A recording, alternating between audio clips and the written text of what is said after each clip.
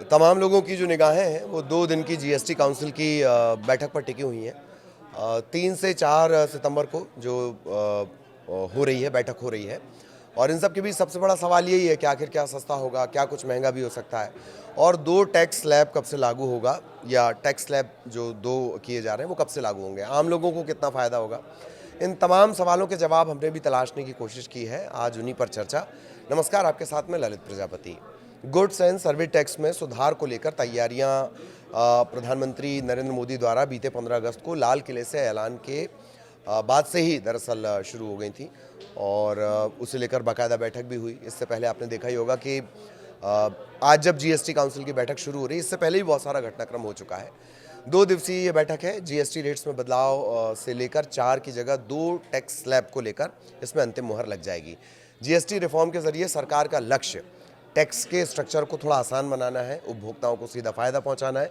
उम्मीद है कि नए बदलाव के बाद जो रोज़मर्रा में इस्तेमाल होने वाला है, दूध, पनीर से लेकर टीवी, एसी, कार, बाइक, इनकी कीमतों में कमी आएगी, ज़्यादातर की कीमतों में कमी आएगी।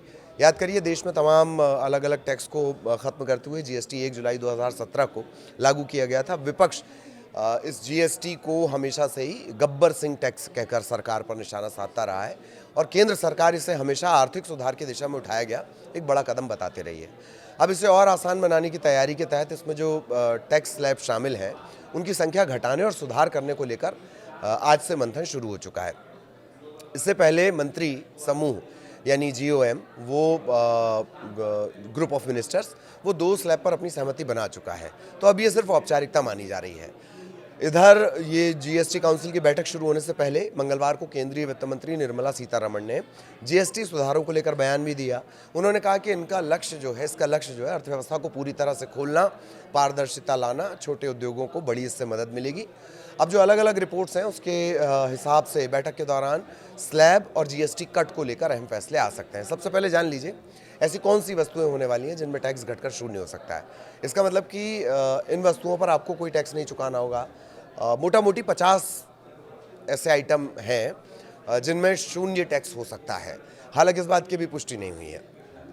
महंगा सस्ता आपको बताने समझाने से पहले थोड़ा सा आपको टैक्स स्लैब मोटा मोटी आप समझ लीजिए और बिना इसके समझे ना आपको समझने में मज़ा आएगा और ना किसी और को समझाने में। खैर, जीएसटी के तहत अभी क्या होता है, 4 टैक्स स्लैब हैं, 5%, 12%, 18%, 28%। इसे कम करके 12% और 28% वाले टैक्स को हटाने की तैयारी है। ठीक है, अब बच जाएगा क्या, 5% और 18%। यही 2 स्लैब बचेंगे। पीएम नरेंद्र मोदी के ऐलान के बाद मंत्री समूह की बैठक हुई। 12 और 28 स्लैब को खत्म करने के प्रपोजल को उसमें भी मंजूरी मिल गई है।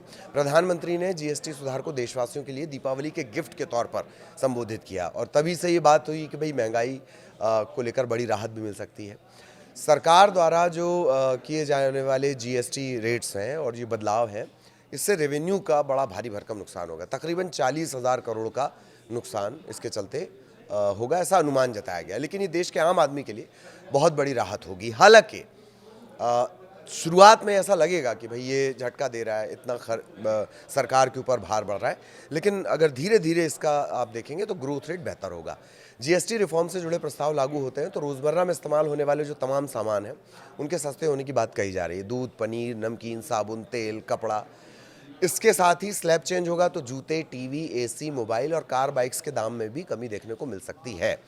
प्रस्ताव के तहत जिन सामान पर जीएसटी स्लैब को 12% से कम करके 5% के दायरे में लाने की तैयारी है या सस्ता करने का प्लान है, उसमें पैकेज्ड फूड है, जैसे नमकीन हो गया, चिप्स, नूडल्स, केचप, पास्ता, घी, मक्खन, दूध से बने जो सामान है वो भी इसमें हो सकते हैं। जीएसटी की बैठक में ज़ीरो जीएसटी स्लैब के दायरे में भी सरकार इजाफा कर सकती है।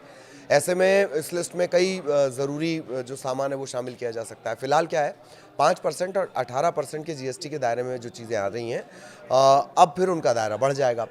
अच्छा, बीते दिनों की एक रिपोर्ट की बात करें तो कुछ सामान है, ख़ासतौर पर फूड प्रोडक्ट, यूएसटी दूध, प्री पैकेज्ड पनीर, पिज़्ज़ा, रोटी, कहा यह भी जा रहा है कि क्या ये ज़ीरो जीएसटी स्लैब में भी आ सकते हैं। पराठा भी इसमें शामिल हो सकता है। अभी 18% जीएसटी इस पर लगती है। Cocoa based chocolate, flakes, pastry, ice cream, इस पर जो लागू जीएसटी स्लैब है उसमें बदलाव किया जा सकता है और 18 से कम करके 5 के करीब आ सकते हैं। सरकार के पास शिक्षा से जुड़ी तमाम चीज़ों को जीएसटी से फ्री करने का भी प्रस्ताव गया है। काउंसिल की बैठक में मानचित्र, वाटर सर्वे चार्ट, एटलस, दीवार के मानचित्र, ग्लोब, जो बाकी के चार्ट इस्तेमाल होते हैं, pencil, sharpener, practice book, graph book, lab से जुड़े सामान, लैब से जुड़े जो नोटबुक हैं वो, इन्हें जीएसटी से छूट मिल सकती है। इन पर अभी 12% की स्लैब लागू होती है। इसके अलावा हैंडलूम प्रोडक्ट और 1000 रुपये से कम के जूते, सीमेंट, रेडी मिक्स कंक्रीट, इस पर जो लागू रेट है उन्हें भी घटाने का प्रस्ताव मिला है। तो अब तक 28% से 18% स्लैब पर जो आने वाली बड़ी वस्तुएं हैं, जैसे इलेक्ट्रॉनिक हैं, घरेलू उपकरण हैं, उनके रेट में बदलाव हो सकता है। AC, television, fridge, washing machine, mobile, इनके दाम माना जा रहा है कि घट सकते हैं। छोटी कारें, दोपहिया वाहन के शुल्क में भी तकरीबन 10% की कटौती 28 से 18 का फैसला लिया जा सकता है। की पॉइंट ये है कि जैसे पनीर, पिज्ज़ा, ब्रेड, खाखरा, चपाती, रोटी, खाद्य वस्तु, इन पर या तो कोई टैक्स नहीं लगेगा या फिर 5%। ऐसे ही स्टेशनरी, चिकित्सा उपकरण, दवाइयाँ, या तो कोई टैक्स नहीं लगेगा या 5% लगेगा। जीएसटी से 36 कैंसर रोधी दवाओं को पूरी तरह से छूट देने की बात भी सामने आ रही है। काउंसिल ने सितंबर 2024 में कुछ कैंसर दवाओं पर जीएसटी 12% से हटाकर 5% कर दिया था। इसके अलावा संगमरमर, ग्रेनाइट ब्लॉक, रिन्यूएबल एनर्जी है, इक्विपमेंट है, 12% के बजाय इस पर 5% जीएसटी लग सकता है। लेकिन हमने शुरुआत में कहा कि क्या किसी का दाम बढ़ भी सकता है, तो ऐसी वस्तुएं जो हानिकारक हैं उन पर जीएसटी बढ़ाया जा सकता है, या फिर कहें कि बम्पर बढ़ाया जा सकता है। यानी खैनी से मिलने वाला चैन और फिक्र को धुएं में उड़ाना महंगा हो सकता है। तंबाकू और बाकी के जो लग्जरी सामान हैं, सिन उत्पाद भी इन्हें कहा जाता है, इन पर 40% टैक्स लगाया जा सकता है। इसके अलावा पेट्रोलियम, सोने, हीरे के जो प्रोडक्ट्स हैं, मतलब जो सामान है, वो पहले की तरह उनमें टैक्स लगेगा। और एसबीआई की एक रिसर्च है, वो आपको जानना चाहिए कि प्रस्तावित जीएसटी 2.0 सुधार राज्यों की वित्तीय स्थिति को नुकसान नहीं पहुंचाएंगे। राज्यों का एक बड़ा जो रेवेन्यू का सिस्टम है वो जीएसटी के बाद से खत्म हुआ है, तो राज्यों की अपनी चिंताएं हैं। हालांकि जैसे आंध्र प्रदेश है, उसने कहा कि नहीं, हम तो जो भी जीएसटी में सुधार होगा हम उसके साथ रहेंगे, लेकिन कुछ राज्य इससे लेकर नाराजगी जताते हैं।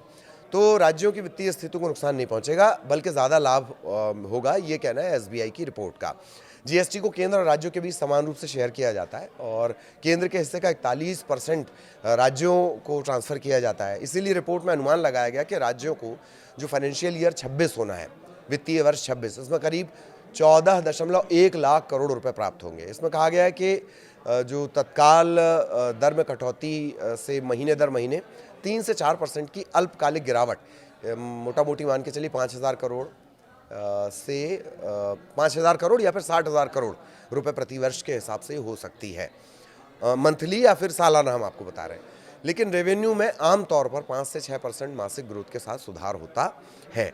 ये रिसर्च है, राज्यों से जो पॉइंट उठ रहे हैं उन्हें लेकर। लेकिन फाइनल लिस्ट के लिए आपको थोड़ा इंतज़ार करना होगा, क्योंकि अभी ये बैठक चलेगी, उसके बाद फैसला होगा और फिर कब ये अमल में आएंगे वो भी हम आप तक पहुंचाएंगे। नमस्कार।